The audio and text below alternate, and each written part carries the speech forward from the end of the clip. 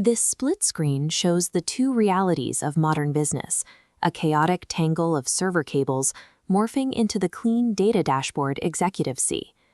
The invisible bridge connecting raw hardware to active business capability is information technology infrastructure. This engineered ecosystem dictates exactly what a firm can achieve, extending far beyond a simple collection of hardware and cables. Buying servers or software licenses is the easy part. The true challenge of enterprise IT lies in engineering those isolated components into a resilient, highly available service delivery platform. To understand how this works, we will map the enterprise IT stack from its absolute physical bedrock all the way up to the human management layer.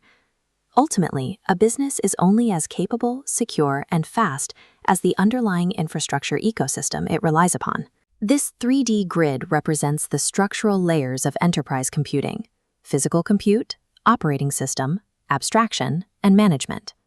Before adding servers, we establish our testing matrix: availability, performance, and security. Availability measures reliability under stress, while performance measures execution speed against potential failure. Security acts as the final, non-negotiable vector. High performance and availability mean nothing if data integrity is compromised.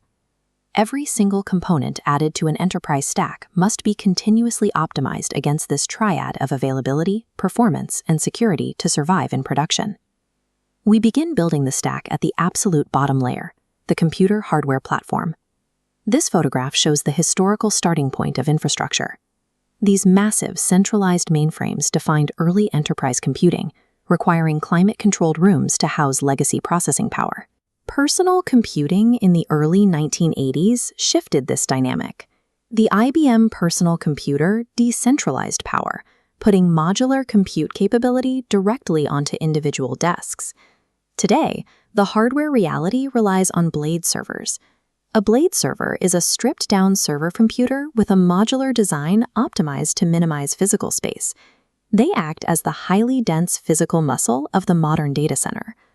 On the opposite end of the spectrum is the consumerization of IT and the rise of BYOD. Bring your own device is a policy allowing employees to use their personal smartphones and laptops for work purposes, pushing hardware endpoints completely out of the company's direct physical control. Hardware evolution is driven by a constant tension between miniaturization and decentralization. The core challenge has shifted from housing a few massive machines to managing thousands of distributed endpoints. How do thousands of isolated blade servers and personal devices actually form a cohesive ecosystem? The answer lies in technology standards. These are the fundamental rules of engagement that force disparate hardware manufactured by competing companies to speak exactly the same language. Early standardizations made basic communication possible. ASCII established a uniform character encoding standard for electronic communication. Similarly, COBOL gave different machines a standardized way to process the exact same business logic.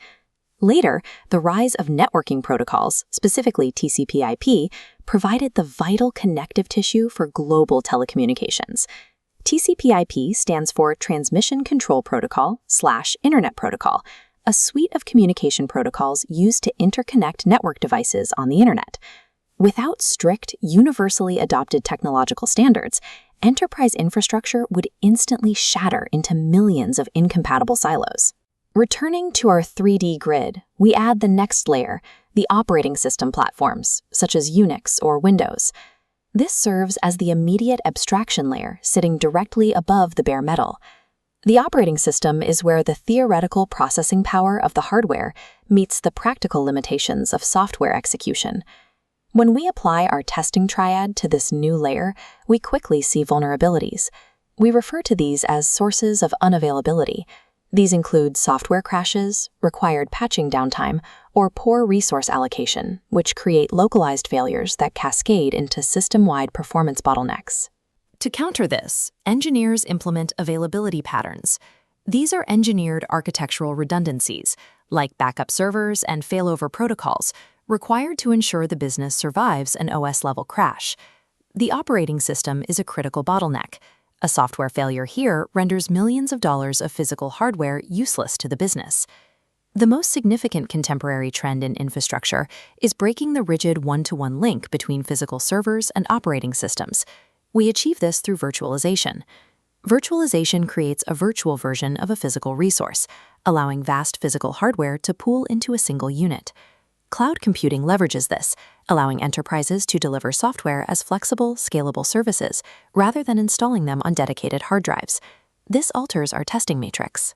Virtualization massively increases availability and performance by intelligently distributing workloads across the hardware pool.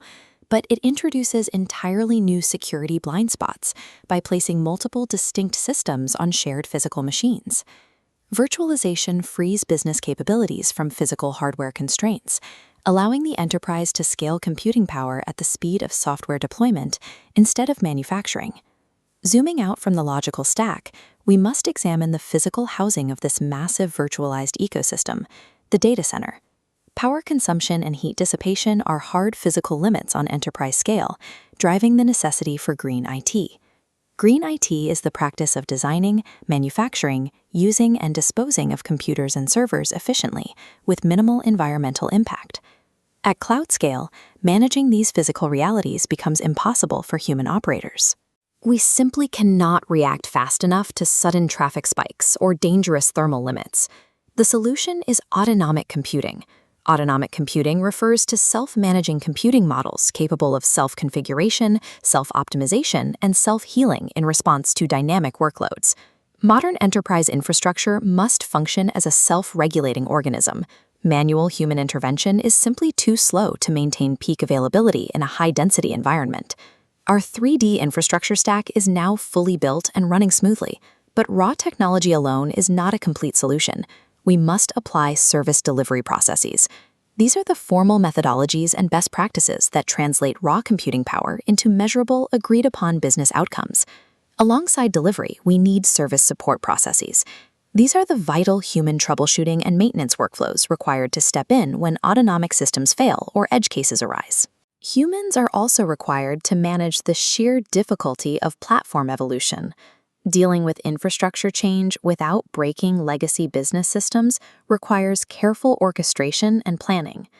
The most perfectly engineered hardware and software stack is functionally useless without the human management processes required to orchestrate its delivery. An enterprise infrastructure is never truly finished. It requires continuous information technology assessment to ensure it continues meeting business goals. Professionals rely on risk analysis and impact analysis. Risk analysis is the process of identifying potential threats to the system, while impact analysis determines the specific financial and operational damage those future technical issues will cause if they disrupt the business. Managing this scale also brings us to the ethics of IT infrastructure. Holding vast amounts of corporate and user data creates immense organizational responsibility regarding privacy, consent, and security. We have traced the complete blueprint, starting from basic physical building blocks, layering software abstraction, networking virtual ecosystems, and finally establishing human service support. Mastering IT infrastructure requires understanding the entire chain.